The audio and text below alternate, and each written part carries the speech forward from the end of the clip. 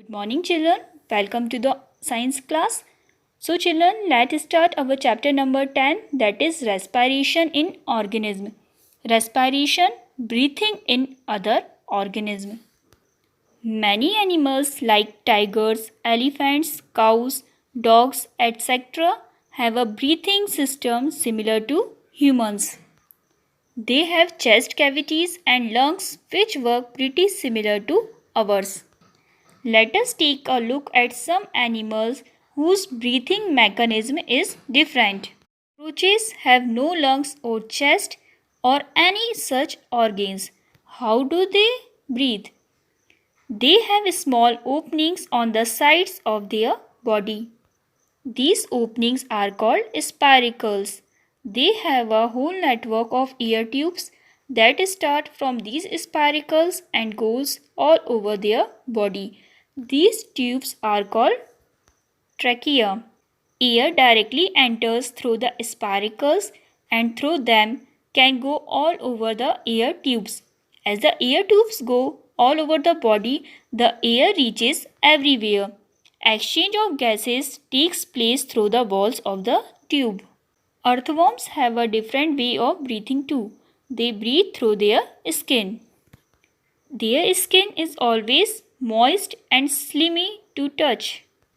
That is because it is covered with mucus. Oxygen from the air can dissolve in this and pass through into the body. In the same way, carbon dioxide can pass out into the air through this. Which other animal is slimy like this? The frog. The frog can breathe on land and in water. So we say that it is amphibious. So frog have a pair of lungs which they use when they breathe on land. It also has moist skin which can help in exchange of gases. When the frog is in water, it uses that to continue breathing. Fish always live under water. Now let's look at how fish breathe. Fish have a different mechanism altogether. They have gills. You can see some slits behind the mouth and eyes of a fish. Those are gill slits. The gills are underneath. The gills are the main part of the respiratory system of a fish. Fish also need oxygen and the gills help them to take up oxygen from the air that has dissolved in water. When the fish takes in water through its mouth, the water passes over the gills.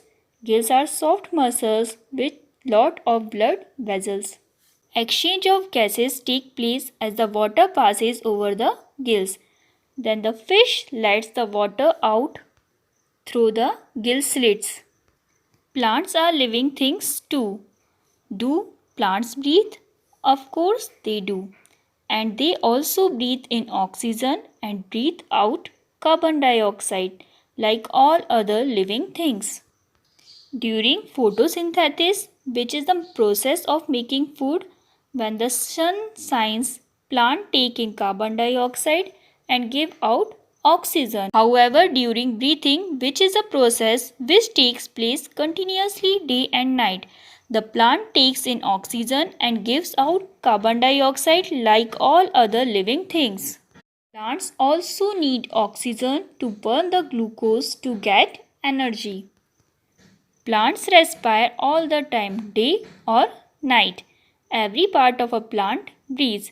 It inhales oxygen through pores along the entire length of plant, from the roots to the flowers.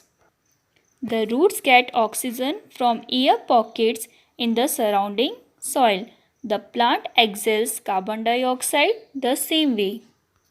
The exchange of gases take place through the small opening on the leaf known as stomata. Plants even breathe through the pores in their stem and branches. Those pores are called lenticels. The root of the plant also need oxygen. They take it up from the air spaces in the soil. That is why it is necessary to keep the soil loose and well aerated. Here is something interesting. How do whales breathe? They live underwater, but they are actually not fish. They are mammals like us, humans, so they have lungs. Their lungs are huge. A whale does not breathe underwater. It comes to the surface of water and breathes in. Then it can hold its breath underwater for half an hour. Then it comes to the surface again to breathe out and breathe in. Thanks, children.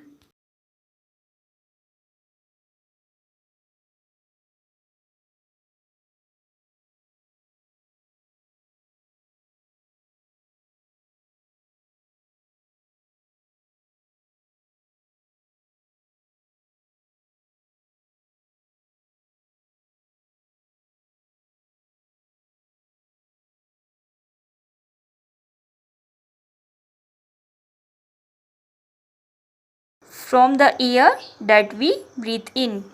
How do we breathe in the air? We breathe it in with our nose.